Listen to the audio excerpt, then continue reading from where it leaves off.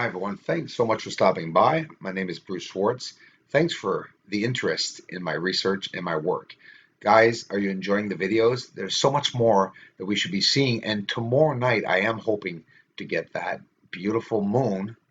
I'm not even going to mention that they're mentioning snow, near impossible at the end of March, but fingers crossed that we're going to get some either way. And a few days, and good news, it's the weekend, so I'll be on it every night this weekend, hopefully, to get something. Look right here, I'll get a star up on this. Take a good look at this object, and to the back of it, there's another path that goes straight out and veers to the right and goes to this object. At the back, in a line, very small, seen from here, are other symmetrical objects in unison. To the left, you see Eratosthenes crater, and this is an area that I was able to get with the 4-inch scope, but not quite as clear. And we're going to get in really close to these areas because there's a lot more to see. I can already see the surface. See there are the objects right there at the back there. So I'm going to play your game, pixel guys. See this object right here? I'll get a star up on it. See that towering object? It better not be there the next moon phase, guys. Because if it is, it ain't pixels. Because pixels don't reappear in the exact same area on a second moon phase with the sun at a different angle. Copernicus, yeah, on the left, with two structures or objects on the right side of the crater. Eratosthenes, crater on the right. Two same objects on the right side of the crater. Inside of the crater walls, there are objects hanging there with pipes and tunnels and entrances to go inside the craters. I'm seeing them. Even seen in straight up footage. Look at the Apennine Mountains here to the right of. This is Eratosthenes crater. Looks like there's a pyramid or triangle inside, not a pyramid, but a triangular shape. But in reality, there are three shapes that are in triangular formation. But look at the Apennine Mountains to the right. And look here, I'll get a star up.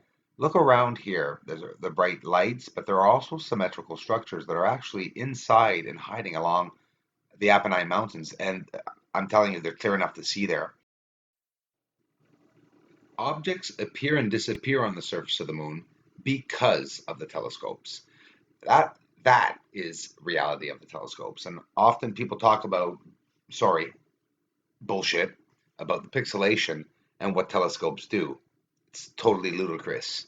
You can see what happens to the surface or a manipulation when it occurs, obviously. But the thing is that these objects, you see the little ones right here in the dead center that are light gray, they are probably differently shaped.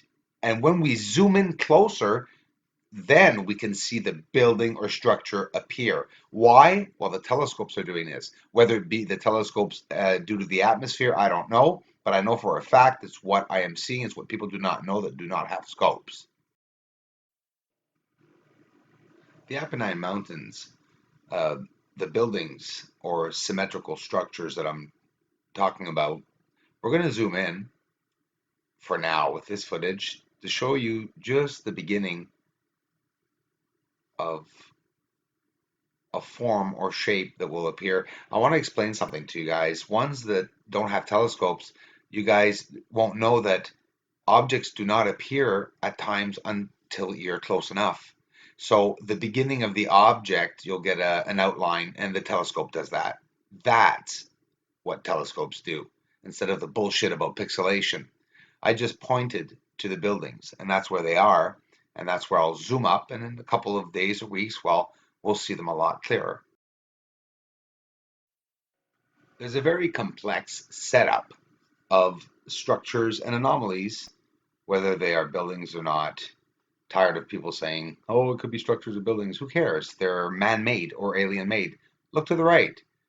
Here I'll get a tag up on the straight anomalies to the east side. See that? A straight line that goes all the way down. 1, 2, 3, 4, 5, 6, 7. A bunch of bumps that we can see from here.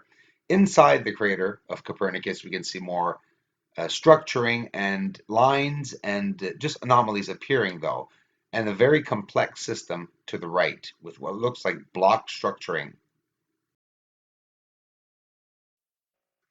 You see, I understood that it's not just about getting close to the surface, it's about getting close to the surface and having a lot of definition to be able to see the structures. If not, we're going to see Copernicus crater, but we're not going to see what's beside it. See, because I've not seen these with my 4-inch telescope, and I've gotten as close as I could to Copernicus, but here we clearly see um, anomalies that look like they're some sort of placement or formation of these objects.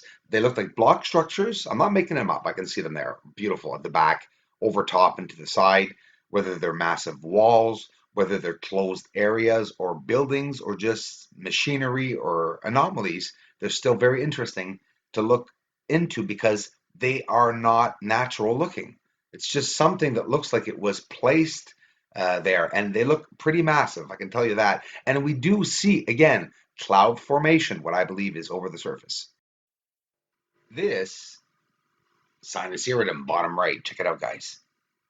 Look at this building behind Sinus Iridum. This was with my Celestron 1500 millimeter 4-inch telescope. Very proud of this part. And listen, it's not there, right? We don't see it. But look where the line of light and darkness is. And this is what brings out the structures. Guide your telescopes on the line of light and look at it. Look at this object. This is what they use as structuring. Now, look at this. Look at the block white chunk objects right here. And look in the holes around it.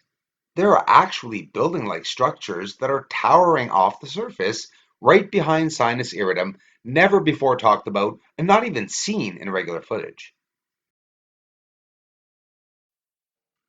This gets cut out every time. I hope the audio, I swear to God, if it cuts out, I'm going to remake a video just the audio got cut out. Just a warning. Heads up, YouTube. Don't cut me off. Mayor Frigaris, let's go behind it. We're in the north side. This is a magnified X-ray view of the top of the moon. On the ground level, this is what is there. Framing massive connected structures that are all over the top side of the north side of the moon. These are X-ray shots of the top, the very, very top, the north side, the top north on the map of the moon. On Google, look it up, the north side, because people often get mixed up with the north, where it is exactly. And this is where we are. And these structures and framing that we're seeing on top of them are hundreds of thousands, if not millions, of other structured objects that do look man-made. We'll be zooming into that. This was with the 4-inch telescope. This is something that I posted that for some reason, maybe by chance, but the audio kept getting cut off. Because for me, this is absolutely amazing to see the surface this way. Yeah, it's hard to see, right? No, it's not hard to see the surface that there's proof there. It's just not pleasantly viewable for some. Who cares? It's research, it's proof, and it's out there. The first aerial photos, the ones that were silver plated, right, on the metal plate frames. Well, these are the first type of photos that ever existed. There were many copies and many, ways of trying to form this machine to be able to present it to the world back in the days, late 1800s or early 1900s, whatever the date. Now, we're not going to expect to see a surface if we've never seen it from anyone else before perfectly. I wish I could, but I'm trying the best I can to be able to show you guys the surface. And this is only the beginning. I've been getting in closer for the past year and a half, and still some are not sure about seeing things or not on the surface, but that's okay. If you're in denial, that's not my problem. Where I'm showing straight up truth. This beautiful area beside Bianchini Crater, the quantity of structuring that's there. I mean, what else do you want it to be? Okay, if it's not buildings, well, it's 100,000 man-made structured objects. It must be buildings. And if it's not, well, they could be mechanical.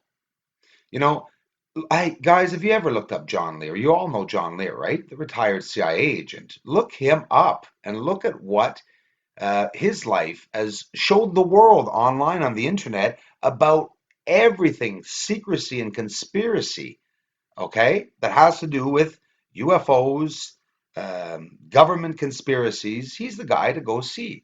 If you're interested, like many of you and most of you are coming here in UFOs, please, the first place you have to go is look up John Lear. He's all over the place. He's on Facebook too.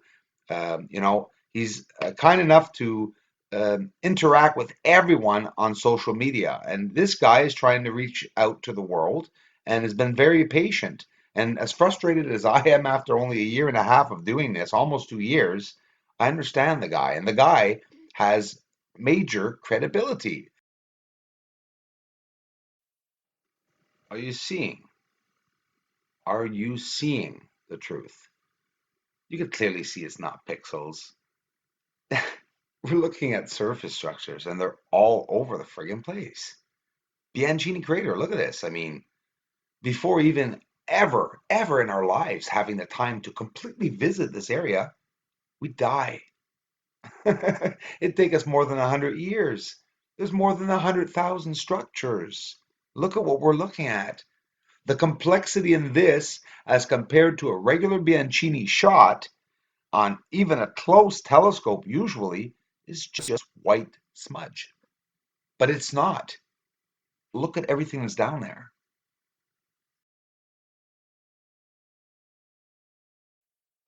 For all of you curious people who do want to see the truth, you're looking at it, guys. It's a truth, the truth, without any explanation. And that's all I can offer.